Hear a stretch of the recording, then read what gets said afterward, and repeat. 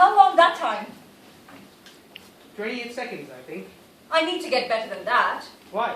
My eternal journey. I need to be able to lie perfectly still for more than 28 seconds. How long do you think you could do it for? I've never tried to do it. You should. You should try to do it. Master it. Perfect stillness. I don't want to do it. I have to work on this. I'll keep practicing. Where's that guy? Shouldn't he be here by now? Why are you in such a hurry? I'd be happy if I never saw him again. Not ever. Isn't that slightly unrealistic, sweetheart? If he did come back, I'm not sure I'm going to let him in. I've locked the door. Timmy. I think I've finished. Really? Is it done? Are you sure? It's been difficult, but I think it's okay. Well done. I knew you could do it. Can I see? Is that normal? Is this normal? Okay, I'll read it out to you. But it's a draft. Keep that in mind. Absolutely. Understood. I've never done this before. I've never done this before. This is going to be strange. I know. Imagine how much worse it would be on Wednesday through the tears. When I think of Annie, I feel an incredible feeling of love and warmth. She was always so happy. Sweetheart, can I stop you there? Always so happy? Isn't that overdoing it a little? I mean, I was happy at times, but always so happy makes me sound like some sort of giggling idiot.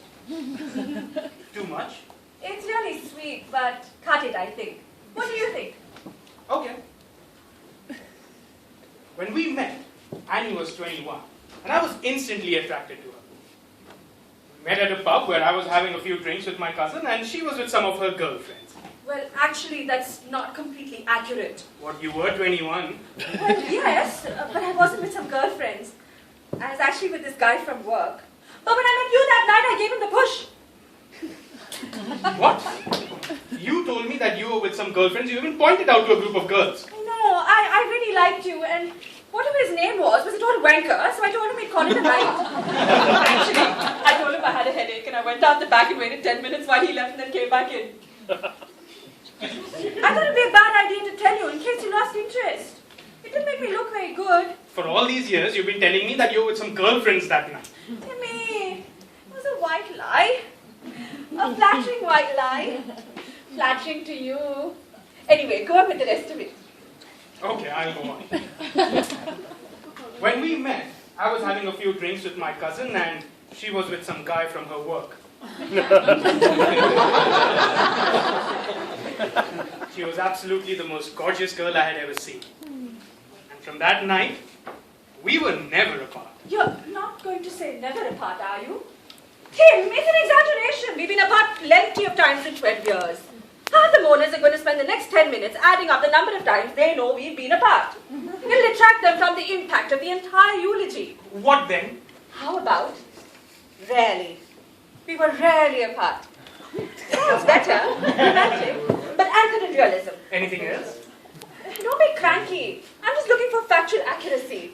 Okay, I'll move on to another part. Annie had so many interests, so many hobbies. She loved tennis, bushwalking, reading murder mysteries, listening to music, collecting teapots, I hope this wouldn't come up. I want us to go out in total honesty. I never liked collecting teapots. What has got into you? Death! Death got to me, Timmy! I died! You love collecting teapots. You bought me the first one and I said I liked it. And you kept buying them. For God's sake, I didn't have the heart to say anything. Before I knew it, there were 50 of them. Loaded. All around the house. The low point is when you started telling other people to buy them. Because I thought you loved them. I don't want there to be any secrets. Not now. The gardener. He's here. You better unlock the door. Not yet. I need a couple of more minutes if that's okay. Of course, I'll come back. He's ready I'm now. not ready. I don't care how ready he is. I can't do this. You can. Well, you keep saying that, but I'm not sure I can. Timmy. I'm just not sure how I'll manage. You will. It'll be fine. After a while. A long while. We were happy, weren't we? Yes, I think we were. On the whole. On the whole? Mostly. Mostly? We were mostly happy? I thought we were more than that, weren't we? We loved each other. We weren't always happy. Nobody's always happy. We were mostly happy. That sounds pretty bloody hard. I think of us as being happy together. We're mostly happy together. We were together 12 years. 12 mostly happy years. Do you think you'd have been happier with someone else? Is that what you're trying to say? I don't think that's the case. Obviously now I never know for sure. But I never met anyone and thought I'd be happier with you. And I need something here. You never give an inch. I just want there to be total honesty. If not now, when? Christ. All right, Tim. We were happy. We were very happy. We were mostly very happy. Thank you. It's just that I think that total honesty is incredibly liberating. And I think, at this stage, why have any baggage? Anyway, are you putting in anything with me? Am I taking anything on the road, so to speak? I don't know. I brought a rose from the garden. How about our wedding vows? The poem you wrote? The one we had framed? I could put that in. Are you sure you want it? Yes. I usually hate that sort of thing. But that poem you wrote? I never told you this, Tim. It was really beautiful. I mean, really amazing. On those rare days, when we weren't mostly happy, I felt really loved. I didn't write it. What? I didn't write it. I mean, I wanted to write it. I wish I had written it, but Annie, a few days before our wedding, I sat there before the blank bloody notebook saying that I'd write something. I felt all those things, Annie. I really felt it. I just couldn't write it. Who wrote it? Mom copied it out. Watched it in the day. The soap opera! A daytime soap opera! Well, daytime, nighttime, how does it matter? When soap opera? I don't know, I never asked. What, Timothy? Your mother wrote our wedding vows. Well, not wrote, copied. You said Vows that I absolutely treasure. Out of my soap opera! well, not all of it, just the recitation. For 12 years, you let me weep over words that came out of a soap opera character's mouth. Annie, I felt all those things. I swear, I still feel them. Well, anyways, how often were you reading?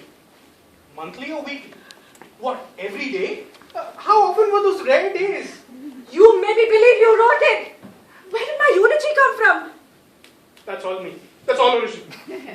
Well, perhaps you better bring your mother before Wednesday. It's not up to your earlier standard. Well, I wish I hadn't said anything, but you said go out with no secrets. I know what I said. Well, no secrets? I can't win. Can I have a win, Annie? When? I said given where we're at, I'm the loser here, wouldn't you? Anyway, should you let Harrison or whatever his name is in? Fine. Fine. I'll let him in, and then you will never see me again. Technically, you won't see me again. Fine, that's it. Finish. The last time. Goodbye. It's not locked. It's not locked. I wish it had been locked. Tim, you need to let him in. He's waiting. I'm waiting.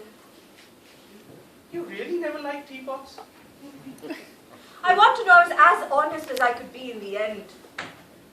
I thought I knew everything about us. I liked us. No one knows everything about anybody. Not really. We're still us. Tim, we can't stay here forever.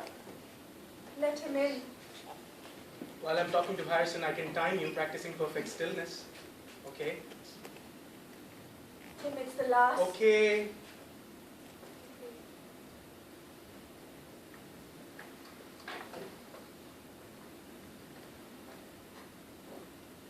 Mr. Harrison, I'm ready now.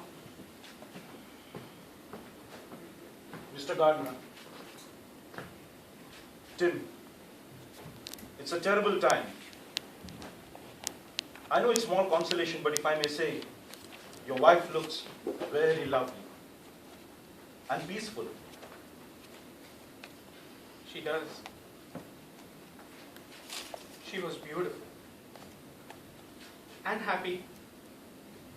Always so happy. Do you mind if I ask how you met? No, not at all. We met at a pub where I was having a few drinks with my cousin and she was with some of her girlfriends. She was stunning. Absolutely gorgeous. And you know, from that night, we were never apart. Never apart. Not in 12 years.